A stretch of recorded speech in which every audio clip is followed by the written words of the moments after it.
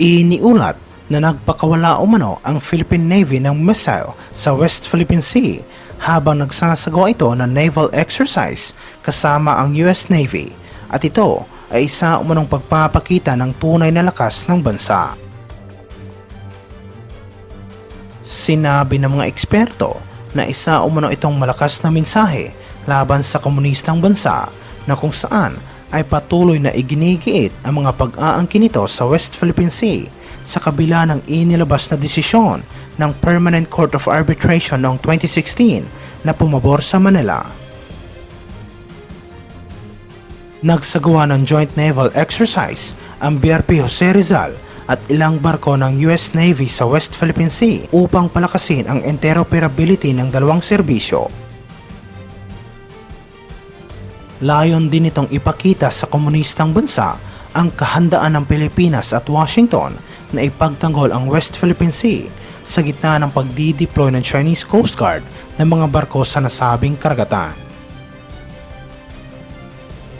Iniulat ito matapos ang Estados Unidos sa pamamagitan ng Pentagon ay nagsabi ng 4 na bagong mga lokasyon sa ilalim ng Enhanced Defense Cooperation Agreement o EDCA ay magpapalakas sa kakayahan ng mga US at Filipino forces.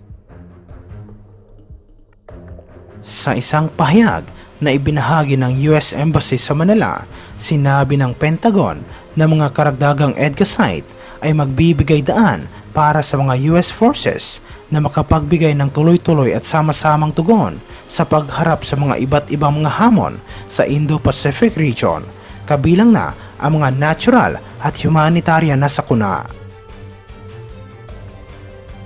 Sinabi ng Department of Defense ng Estados Unidos na makikipagtulungan ito kasama ang kanilang Philippine counterpart at Armed Forces of the Philippines upang maipagpatuloy at mapabilis ang mga modernization projects ng US military sa mga EDCA sites.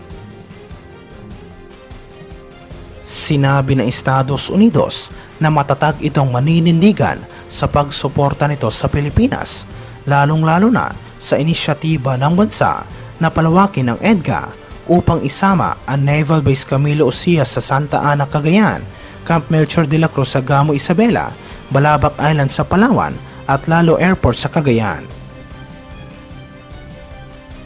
Binanggit ng Pentagon na tinukoy ang mga lokasyon na ito kasunod ng isang anunsyo na kung saan ang Washington at Manila ay nagkasundo na magtalaga ng 4 na mga bagong EDCA sites sa mga estratehikong lugar sa Pilipinas. Sinabi rin ng US Department of Defense na balak nilang dagdagan ang $82 million na nauna nang inilaan ng kanilang ahensya nitong nakarang buwan para sa mga infrastructure projects sa kasalukuyang mga EDCA sites. Samantala sa ibang aspeto naman, iniulat na hinarang at pinalis umano ng isang malaking barko ng Japan Coast Guard ay isang Chinese Coast Guard vessel na pinaghihinalaang patungo umano sa West Philippine Sea noong nakaraang araw. Dineploy umano ng Japan ay isang Tsugaru-class patrol vessel upang tulungan ang sandatahang lakas ng Pilipinas at US Navy na i-secure ang nasabing karagatan na kung saan ay pilit na inaangkin ng komunistang bansa.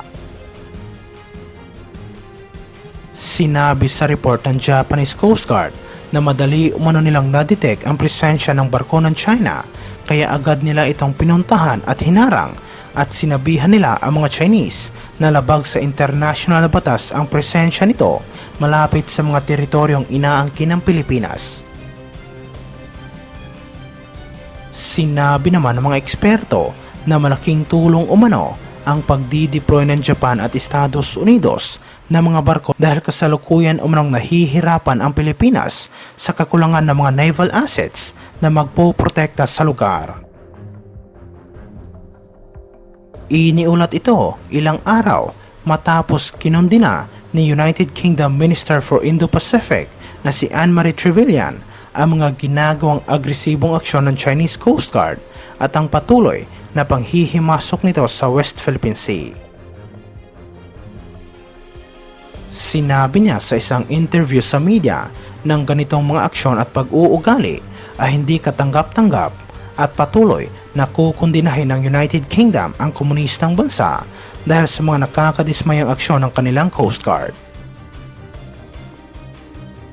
Binigyang diin niya ang kahalagahan ng pagsunod sa United Nations Convention on the Law of the Sea, lalong-lalo na sa freedom of navigation, at dapat ding respetuhin ng lahat ng mga barko ang kani-kanilang mga karapatan sa nasabing karagatan.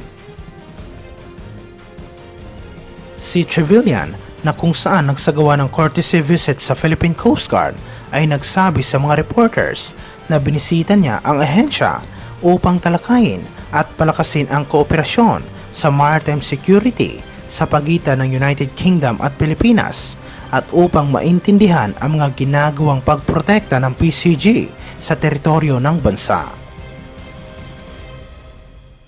Sinabi niya na nagpulong sila tungkol sa pangangailangan na sundin ang international na maritime law, kabilang na ang United Nations Convention on the Law of the Sea, at bilang mga maritime nations, parehong nauunawaan ng United Kingdom at Pilipinas ang kahalagahan ng pag-secure sa ating mga teritoryo. Idinagdag niya na pinapalakas ng gobyerno ng United Kingdom ang maritime engagement nito hindi lamang sa Pilipinas kundi pati na rin sa buong Indo-Pacific region, habang sinabi naman niya na kasalukuyan nilang pinapaigting ang kanilang presensya sa West Philippine Sea sa pamamagitan ng mga joint exercises.